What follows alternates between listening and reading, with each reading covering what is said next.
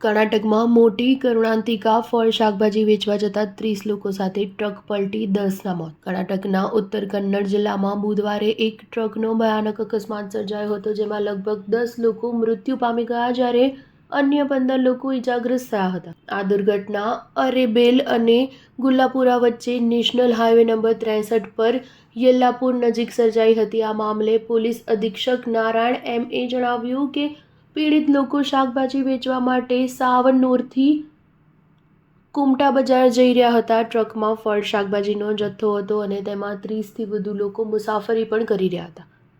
જોકે આ ટ્રકને અકસ્માત નડતા ચીસાચીસ પડી ગઈ હતી. અકસ્માત સવારે લગભગ 5:30 વાગે થયો હતો. માહિતી અનુસાર આ અકસ્માત ટ્રક ચાલક દ્વારા બીજા વાહનને રસ્તો આપવાનો પ્રયાસ કરતી વખતે સર્જાયો હતો. ટ્રકમાં વજન વધુ હોવાને કારણે તે એક બાજુ લહેરાઈ ગયો હતો અને 50 મીટર નીચે એક ખીણમાં ખાબકી ગયો હતો.